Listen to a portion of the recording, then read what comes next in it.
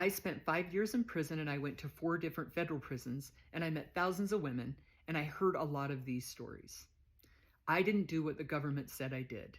And here's how it kind of works. So the government uses what's called ghost dope on drug deals. So I don't know that much about drugs, but let's say that I sold a gram of heroin.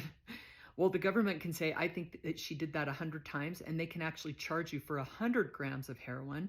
It's called ghost dope. They never got the drugs. They didn't even see that it was sold, but they do this calculation and it really increases your sentence length.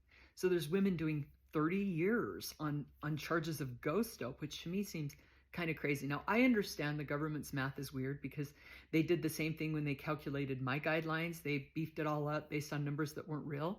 I get that. And it's kind of frustrating because you're like, wait a minute. If I do that, I go to prison. If you do that, I go to prison. Why is it always me that's going to prison? But I met a lot of women that really understood that even though maybe the government charged them for things that they didn't do, they had done a lot of things that they got away with. That was the most common theme. I remember meeting this girl in prison though, and she had gotten charged with deliberate indifference. And here's what happened. So she borrowed her friend's car and she lived in San Diego and she drove into Mexico and drove the car back. And when she came back through the border, they searched her and found drugs in the car. Turns out that the drugs were in the car when she borrowed it. They were in the trunk.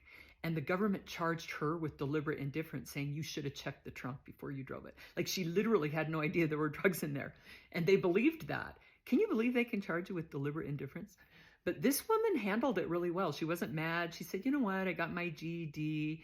It's okay. I've done a lot of things in my life that I got away with. So that's what I found most often was people with these crazy long sentences because the feds don't mess around. If they give you time, you're looking at 10 plus years in federal prison.